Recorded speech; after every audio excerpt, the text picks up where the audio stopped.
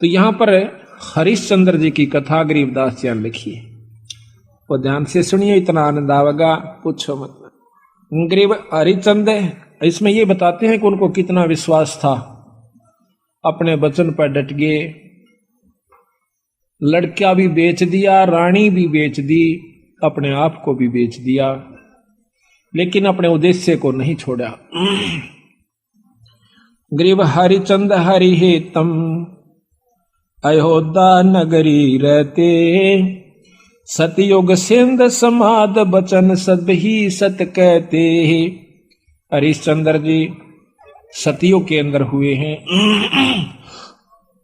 और वो अपने सत के वचन बोला करते, सत पर रहा करते थे, असत बात नहीं कहा करते, बड़े दानी थे।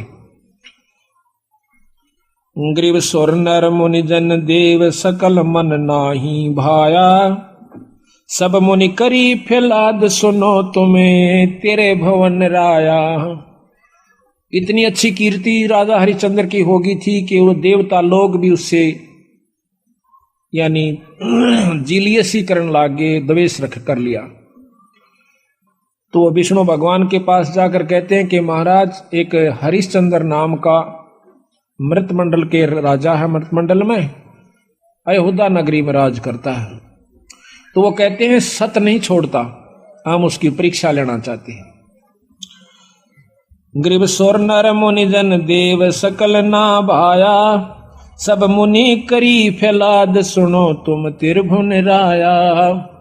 ग्रीव सत बाक सत ही कह, ये सत ही पूजा ध्यान, सत ही सारा कर्म है, सत के चले विमान। ग्रीव सुर नर मुनि जन देव फैलाद लगाई भारी, सुनो विशंबर नाथ हरिचंद्र हैं अधिकारी। गरीब कहें विशंबर नाथ सुनो क्या कि जय देवा, वह हरिचंद्र सतलीन करते हैं सब की ही सेवा। गरीब हरिश्चंद्र का पति व्रत टरै नहीं टार्या, वह सतवादी संत रहे। गरीब हरिश्चंद्र का पतिव्रत टरै ना टार्या भाई, वो सतवादी संत रहे हमारी शरणाई। राजा हरिश्चंद्र मेरी शरण के अंदर है भाई, वो सत नहीं छोड़ सकते। गरीब बोलत हैं ऋषि देव जात है हमारी पदई, सुनो सहस भुजनाथ करत हैं हम उनकी बदई। इंद्र जी कहते हैं कि मेरी पदवी जावेगी महाराज, अगर वो इस सत पर डटा रहा और देवताओं की पदवी उसको देनी पड़ेगी, तो हम उसके साथ बदई करेंगे, हम उसके साथ तो है ना खेचातान करेंगे, उसके सत को तोड़ेंगे। गरीब गण गंधर्व सब देव सकल में ऊंचा को है, लीजे ताहे बुला हरिचंद टार जो देव है। विष्णु भगवान ने बोले भाई देख लो तारी मर्जी। उन्हें मालूम था कि जो मेरी शरण में आ गया और सत पर डटा रहा तो उसका कोई बाल नहीं बांका कर सकता, पर ये भी राजी हो लेंगे, ये प्रसन्न हो जाएंगे, देख लेते हैं।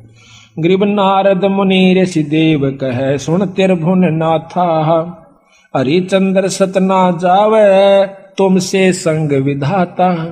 नारद मुनि बुलाया, वो सियाणे थे, ने बोले भगवान उसके सत न कौन तोड़ दे, जब आप जैसे साथ हो, मेरे बस का नहीं ना आपा जावा। तो विश्वामित्र को बुलाओ भाई। गरीब विश्वामित्र बूझ ढील लावे ना कोई, हरिचंद्र का सत डगा पकड़ लावत है सोई। गरीब विश्वामित्र अर्ज करे वो किसको दुखदाई, सुर नर मुनि जन देव सबन ने चुगली खाई। यह बीमारी ऊपरताई है, राग की, द्वेष की, निंदा की, जलने की। अब कौन सोचा है कि स्वर्ग पाकर तो निश्चिंत हो गए वो देव लोग, वो यहां से भी ज्यादा बुरी हालत से उन लोगों की। अब मर पड़ के ये 3 लोग की साधना स्वर्ग प्राप्ति है। महाराज गरीबदास जी कहें स्वर्ग हमने भी देखा भाई, पर अपना मन नहीं लग गया। सो फिर कहते सुन मंडल को किया पिया ना, यू काल कर्म सब भाग्या। कहते हैं सब देवता ने इकट्ठे होकर विश्वामित्र आगे चुगली ला दी। विश्वामित्र ने वो बीड़ा उठा लिया कि मैं इसके सत को तोड़ जाऊंगा। गरीब लेकिन वो भी पूछा ऐसा कि भाई वो किसने दुख देश है, क्यों दुखी करो बेचारे ने। तो सबने चुगली निंदा कर करा के और वो श्रृंगार दिया। गरीब सबे कहें ऋषि देव हरिचंद जो डगाई, विश्वामित्र आण बीड़ा जो लिया उठाई। गरीब आबिया ताबिया त्रास दीजियो हमरे ताही। ये 3 प्रकार के दुख होते हैं प्रताड़ना करने के, जो कि गुप्त रूप से संत छोड़ देते हैं और वो परेशान हो जाता है। पकड़ ल्याऊं हरिचंद पलक ना ढील लगाई, गरीब जब दे दो त्रास कहे भगतन के ईसा। हरिचंद विश्वामित्र जब दिया किया मर्तलोक पियाना, धारे रूप बराहा बाग में ल्या धिमताना। विश्वामित्र ने एक सूअर का रूप बनाया, जंगली सूअर का। राजा हरिचंद्र का एक बहुत कीमती बाग बहुत प्रेम से लगवा रखा था। उस सूअर ने वो सारी बगीची उखाड़ दी, नीचे हुड शरीर अपना मुंह देवे और उथल पुथल कर दे।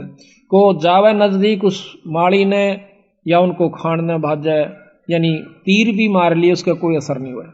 तो सब उठकर राजा हरिचंद्र के पास आते हैं। तो हरिचंद्र बोल रहा भाई क्या बात होगी।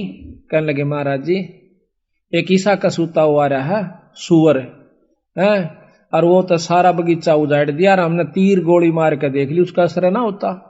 तो कहते हैं राजा हरिचंद्र ने खुद घोड़ा पिड़वाया, उसके ऊपर अपना अग्नि बाण लेकर अगर के बाण लेकर के बैठ गया और सेना भी साथ चढ़ ली।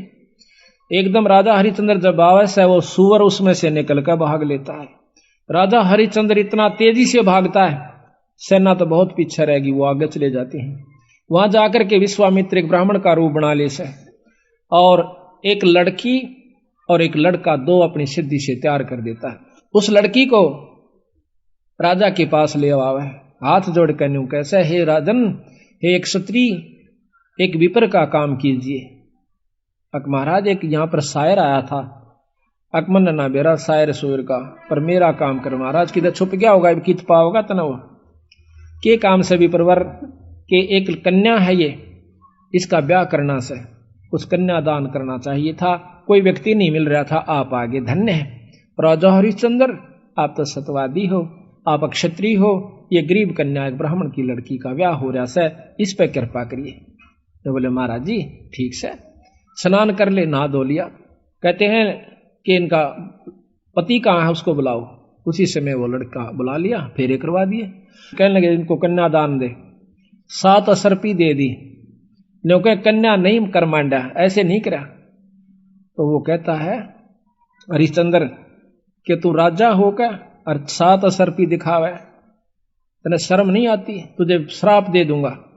हरिश्चंद्र कह महाराज नो ना कर, या मैं थोड़ा लेके आया था, जल्दी में था, आप चलो जितना चाहो सो ले लो। कदे वहां मुकर जा, अक नहीं मुकरूंगा, अग लिख कर दे दे। क्या लिखवाओ, अग आपका सारा राज मेरे नाम लिख दे, वो आप पैसे दे देना तन दे दूंगा। कदे उड़ा जाकर राजापन दिखावा। तो उसी समय लिख दिया कि मैं सर्वस्व अपना राज्य और इसको देता हूं, ब्राह्मण के नाम करता हूं, विपर के नाम। वापस आ जाते हैं, आगे आके राजा को ने बोला बैठ घोड़े पर। घोड़े पर बैठा के अगली तरफ और पाछा वो पंडित जी बैठ गया विश्वामित्र, राजा को गले से पकड़ लिया आगे थे। अब तो मेरा बंधुआ हो गया एक। अब सैनिका ने देखा कि राजा को अरे को ऋषि पकड़े बैठा, तीर चढ़ा लिए। राजा ने बोला कि या तीन मना कर दे, क्यों मरवा है मुझे, ना अपना वचन हार जा। सब उसको कह दिया कि चुप भाई मारो मत, इसका कोई कसूर नहीं है, मैंने लिख कर दे रखा है। तो ने बोला राज मेरे नाम हो लिया, बता दे कितना देगा वो। 70 जो है ना 100 असरफी चाहिए थी, 100 बार। वो बोला वो भी दूंगा। ने बोला कितना देगा, तू हार जा अपने बच्चन ने कह दे मैं नहीं दे सकता। ना ये नहीं कह सकता, कुमा के दूंगा। कुमागा 100 असरफी इतने 10 साल में भी ना कुमाई जा। ने बोला महाराज हमने बेच दे सारे परिवार ने चलकर, तेरे पैसे जरूर दूंगा मां। तो उसी समय रानी को पकड़वा लिया और उसके बाल पकड़ लिया विश्वामित्र। राजा कति नहीं कसक्या, और रानी को मतलब राजा को भी बहुत परेशान कर दिया अपनी सिद्धि से। तो फिर भी ने बोला विश्वामित्र के अब भी राजा अपने वचन ने छोड़ दे, मैं दोनों वन छोड़ दूंगा। कहते हैं वो रानी कहती है कि महाराज नजर नजरा में ऐसे ढंग से कह रही है कि वचन मत हारना, वचन साधन नहीं है, और चाहे जीत मर जाओ पर आप वचन नहीं हारांगे। रानी ने भी ये प्रण करके यानी उसको सहारा दिया, उसको ले जा करके काशी में ले जाता है, अयोध्या में चौकी बिठा दी यानी अपना राज बिठा दिया। अयोध्या में आकर के उसको बेचता, काशी में आकर बेचता है। राजा लड़के को और रानी को एक ब्राह्मण ले लेता है हर हीरा नाम का, 50 बाहर के अंदर 50 जो भी असरफी थी या जो उन्हें देना था उसके रूप में। फिर आप जाकर के एक भंगी के पास जाता है, वो कहता है कि तूने मुर्द फरोश का काम करना पड़ेगा। क्या काम है महाराज? कि जो भी आवे मुर्दा उससे कफन उतार लेना ना, उसको 1.25 रुपया लेना है उससे टैक्स का। बोला अच्छा जी ठीक है, अगर छोड़ दिया तो तेरे से ले लूंगा। अब बिल्कुल नहीं छोड़ूंगा, ठीक है। कई दिन तक भूखा बाणा बैठा रहा। एक कहते हैं हफ्ते के बाद वो कालिया नाम का झिमर मुर्द फरोश वो आता भंगी वहां पर, कहता है कि हरिया कहा महाराज तेने भोजन नहीं खा रहा? महाराज आपने भोजन की कही नहीं थी। कहाँ खाऊं?